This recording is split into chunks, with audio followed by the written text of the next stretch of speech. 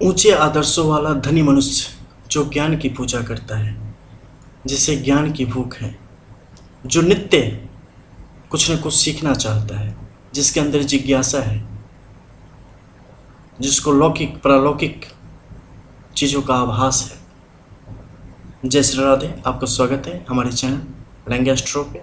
और आज आप इस बोथ पाम की एनालिसिस जानेंगे और रेखाओं की जो स्थिति है, इसका किस तरीके से किसी भी व्यक्ति पर प्रभाव आता है, उसके बारे में आप सूक्ष्मता के साथ जानेंगे। हम सबसे पहले डेस्टिनी पाम को, अगर कोई राइट हैंडेड पर्सन है तो उसके लेफ्ट पाम डेस्टिनी पाम है, यानी कि प्रारब्ध, नियति। और उसका जो दाहिना हाथ है वो है उनका वर्तमान, कर्मानुसार चीज़ें किस तरफ इशारा कर रही हैं, उसके विषय में वहाँ से हम प्रेडिक्ट करते हैं। जब आपके Saturn mount and sun mount के मध्य में संधि के क्षेत्र में, यानी कि नो मैंस लैंड, एक ऐसा क्षेत्र जो दोनों पर्वत क्षेत्रों को अलग करता हो, वहाँ पर अगर कुछ खास रेखाओं की स्थिति बनती है तो उसकी गहनता से, सूक्ष्मता के साथ उनका अध्ययन किया जाना चाहिए। जैसा कि इस हथेली में आप देख पा रहे हैं डेस्टिनी पाम में कि दो लकीरें दोनों पर्वत क्षेत्र की तरफ आगे की तरफ बढ़ी है।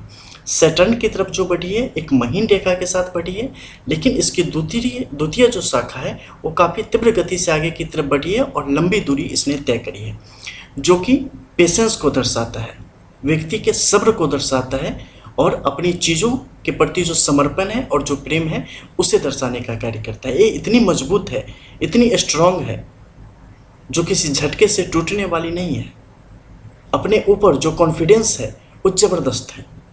वहीं आप दूसरे क्षेत्र में देखेंगे तो यहाँ पर सूर्य की जो स्थिति है वो स्पष्ट तौर पे इस क्षेत्र में व्यक्ति के ज्ञान को दर्शाने का कार्य करती है, ज्ञान के भूख को दर्शाने का कार्य करती है और ज्ञान की जो पूजा होती है उसके प्रति जो समर्पण है और उसका जिस तरीके से संवर्धन किया जा रहा है उसे दिखाने का कार्य करती है। यही ठीक इसके विपरीत अगर हम दूसरी हथेली में जाते हैं तो क्या वहाँ भी ऐसी स्थिति बन रही है? क्योंकि सेम स्थिति बनने के बाद वो चीज़ें अप्रूव होती हैं, अदरवाइज उनका प्रभाव कम से कमतर होता चला जाता है। जैसे कि इस हथेली में आप देख रहे हैं ज्ञान के प्रति जो व्यक्ति का प्रेम है वो उसी रूप से आगे की तरफ बढ़ रहा है कर्म के क्षेत्र में भी, यानी कि सारे काम करते हुए भी ये जो जिज्ञासा है, ये जो भूख है, ये जो समर्पण है वो कम नहीं हो रहा है। लेकिन यहाँ पर चीज़ें कहीं ना कहीं जवाब दे रही हैं, सब्र कहीं ना कहीं जवाब दे रहा है, पेशेंस कहीं ना कहीं जवाब दे रहा है। कुछ है जो कि अंदर से अब ढूंढ रहा है, उसे अब रिजल्ट्स चाहिए। जीवन के ऐसे दौर आते हैं आपके जीवन में जब जो आप चाहते हैं, जो आपकी ख्वाहिशें होती हैं, उसके इतर आपको काम करना पड़ता है, उसके इतर आपको जाना पड़ता है। इसी का नाम तो ज़िंदगी है। आसानी से अगर झेल ली जाए तो ज़िंदगी काहे की। ठीक इसके विपरीत अगर हम शनि के इस क्षेत्र की देखते हैं तो शनि की जो मुख्य रेखा है उसके प्रभाव को देखना पड़ेगा। उसके प्रभाव को देखो, ये प्रभाव शनि की मुख्य रेखा जो आपकी फेट लाइन है, यानी कि भाग्य रेखा है, उसके साथ यहाँ पर कहीं ना कहीं संपर्क बनाने का कार्य कर रही है। भाग्य रेखा ने अपनी जो भी इनकी नियति है उसे इनके हवाले कर दिया है और शनि की ये रेखा पूर्ण एक्टिव रूप से यहाँ पर सक्रिय अवस्था में यहाँ पर कार्य कर रही है और ये इतनी मजबूत अवस्था में है जो जातक को कभी भी बॉटम में पड़ा नहीं रहने देने वाली है। ये बहुत ऊंचे लेके जाएगी, बहुत ऊंचे। चाहे गुरु यहाँ पर आड़ी तिरछी लकीरें खींच के जातक के लिए जीवन में कितनी भी बाधाएं क्यों न खड़ी करे, गुरु का अमाउंट। अगर ठीक इसके विपरीत अगर हम जाते हैं लेफ्ट पाम में तो वहाँ भी स्पष्ट तौर पे ये चीज़ें आपको दिख जाएंगी कि किस तरीके से इन रेखाओं ने आपस में गठजोड़ करके जातक के जो शुभ प्रभाव जो शनि ने यहाँ देने का कार्य किया है उसे गुरु के इस क्षेत्र पर जो परिस्थितियाँ हैं, और गुरु चूँकि वृद्धावस्था में पहुँच चुका है तो किस तरीके से इन चीज़ों को, इन पावर को यहाँ पर कंसीडर नहीं कर पा रहा है, उसे संचित नहीं कर पा रहा है और उसका लाभ जातक को नहीं दे पा रहा है। इस कारण क्या होगा, आपके पास काबिलियत सारी इकट्ठा हो जाएंगे लेकिन उसे कैश नहीं करा पाएंगे। उसका कोई लाभ एक पदासीन अधिकारी के रूप में या एक पदाधिकारी के रूप में या एक शासनाधिकारी के रूप में आप नहीं ले पाते हैं। वो निजी संपत्ति बन के रह जाती है। उसका एक समुदाय के लिए, एक बड़े वर्ग के लिए या एक शासन तंत्र के लिए उसका प्रयोग नहीं हो पाता है। नीचे के क्षेत्र में देखेंगे तो यहाँ पर स्पष्ट त्रिभुज की स्थिति यहाँ पर दिख रही है, दृश्य है। ये बताती है जातक के बुद्धि के पहनेपन को बताने का कार्य करती है, कितना सूक्ष्म है और कितना तीव्र है। लेकिन इसके ठीक ऊपर जो एक ब्रिज बन चुका है, फ्लाईओवर बन चुका है, उसके नीचे एक ज्ञान दब चुका है। अब इस शॉप पे कम लोग आते हैं क्योंकि अब वो सीधे मार्केट में दूसरी छोर पे चले जाते हैं। ये उसी तरीके से है। बाहर के क्षेत्र में देखेंगे तो स्पिरिचुअली चीज़ें स्पष्ट तौर पे दर्शाने का कार्य करती है कि जातक आध्यात्मिक रूप से कितना उन्नत है। इसकी जो ज्वाला जातक जो डिजर्व करता है उससे भी कम प्राप्त करके अगर जीवित है तो यह स्पष्ट तौर पे संकेत है कि यहाँ पर जो व्यक्ति के अंदर जो आध्यात्मिक उन्नति है वो तीव्र है, अन्यथा इसका ताप जातक सहन नहीं कर पाता। जलाने के लिए ये पर्याप्त था। बाहर के क्षेत्र में आप देखेंगे तो गुरु का ये ऊपरी क्षेत्र स्पष्ट तौर पे दर्शाता है कि किस प्रकार की लाचारी ये दिखा पा रहा है। लाचार है, नहीं कर पाएगा कुछ, वृद्धावस्था में है ना, खुद लाठी डंडों के सहारे है। ये आपको क्या देगा? और जन्मजात वृद्धावस्था में ही है। मन महसूस के रहने की स्थिति आपके लिए पैदा कर देता है। बाहर के क्षेत्र में देखेंगे तो सूर्य की जो कुछ मुख्य रेखाएं हैं वो थोड़ी ज़्यादा अति उत्साहित होकर ऊपर की तरफ बढ़ती चली गई है। ऊपर की तरफ बढ़ना यानी जीवन में विभिन्न प्रकार की समय समय पर कठिनाइयों का आना, समय समय पर अपमान की स्थिति का आना। आप किसी के लिए कोई भी बुरा कर्म नहीं करेंगे, लोगों के लिए अच्छा करेंगे, लेकिन आपके फेवर में वहाँ की जब भी बुरी चीज़ें होंगी वो आपके समक्ष आ जाएंगी। कितना भी अच्छा कर दो, कोई नाम लेने वाला नहीं। थोड़ा सा गलती से भी कुछ गलती हो जाए, आपके लिए लोग खड़े रहेंगे बोलने के लिए कि इनका मतलब ही है गलत। ऐसी परिस्थितियों को बढ़ाने का कार्य करता है। लेकिन ऐसी परिस्थिति में भी आप अपनी सहनशीलता से उसका जवाब स्पष्ट तौर पे दे पाते हैं। ये बहुत बड़ी बात है।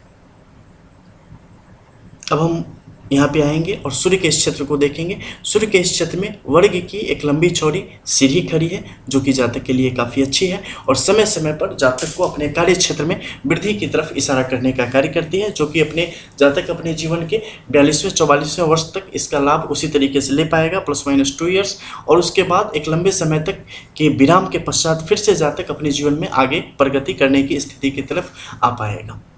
लेकिन जो दोबारा कि जो भाग्योदय की स्थिति है और जो प्रगति है वो बहुत ही बेहतरीन है, क्योंकि वो आपको वो देगा जो वास्तविकता में आप अब तक अर्जित नहीं कर पाए हैं और जिस पे आपका हक है, आप उसे प्राप्त करने की स्थिति में यहाँ पर स्पष्ट तौर पे आते चले जा रहे हैं।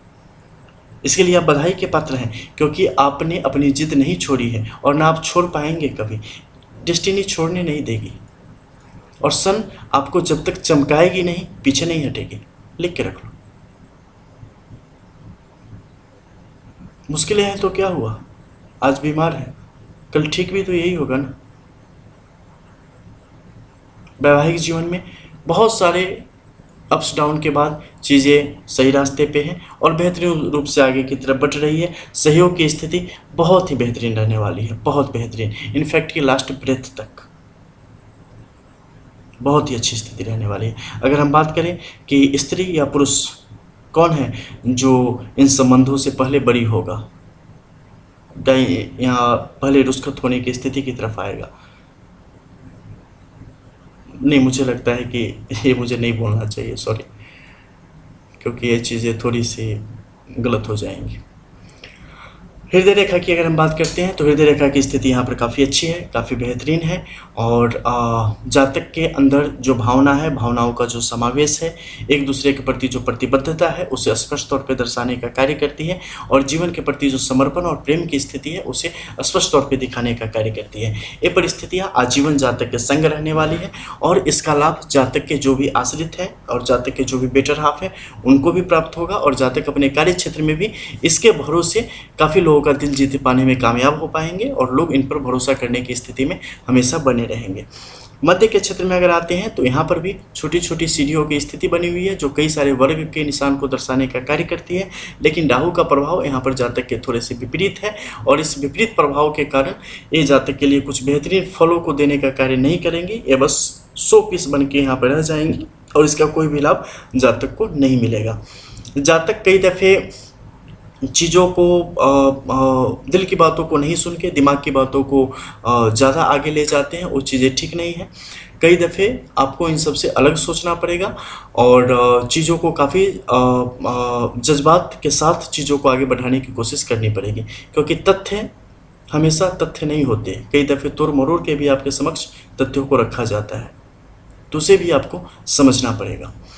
इसके अलावा नीचे के क्षेत्र की तरफ अगर हम आते हैं तो यहाँ पर अन्य सारी रेखाओं की स्थिति देखेंगे, जिसमें सबसे पहले अगर गौर हम करेंगे तो मंगल की रेखाओं पर गौर करेंगे, क्योंकि मंगल की जो यहाँ की रेखाएं हैं ना, ये दर्शाती है कि किस प्रकार से इसने व्यक्ति के जीवन को तोड़ मरोड़ के यहाँ पे रखने का कार्य किया है, किस तरीके से आपके जीवन को इसने उलझाने का कार्य किया है, किस प्रकार से पारिवारिक जिम्मेदारी या रिस्पॉन्सिबिलिटीज ने जातक के अच्छे ऊर्जा स्रोतों को और जातक के अंदर की संभावनाओं को पूर्णतः मार देने का यहाँ पर कार्य उसने किया है। और ये परिस्थिति बहुत ही ज़्यादा मुश्किल भरी है और ये बहुत ही प्रगाढ़ स्थिति में आगे की तरफ बढ़ती चली जा रही है एक श्रोते के रूप में, और इनका यह श्रोता कहीं से भी उचित नहीं है। इस पे जातक को समय रहते कार्य करना चाहिए था, जब जातक की आयु 27 वर्ष के आसपास थी।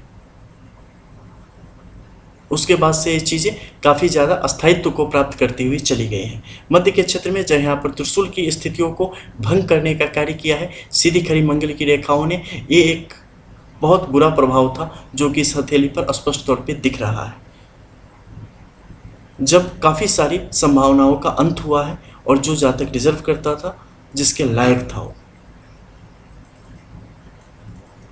नीचे के क्षेत्र में आएंगे और यहाँ पाएंगे कि विभिन्न प्रकार के महालक्ष्मी योग की भी स्थिति स्पष्ट तौर पे बनने का कार्य किया है, और व्यावसायिक रूप से भी जातक के अंदर की जो गतिविधियां हैं और जातक के अंदर जो क्षमता है उसे दिखाने का इसने कार्य किया है। लेकिन ये कहीं न कहीं से यहाँ पर खंडित अवस्था में है, और इसके कारण क्या होगा कि धन की जो गति होनी चाहिए और जिस हिसाब से उसे रुकना चाहिए उस हिसाब से रुकने की स्थिति यहाँ पर नहीं बन पड़ी है।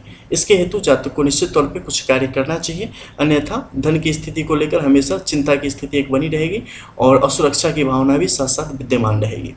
जीवन रेखा की बात करें तो जीवन रेखा सामान्य गति से बेहतर है और अच्छे हिसाबों से चल रही है। जीवन लंबा है तो ज़्यादा घबराने की बात नहीं है।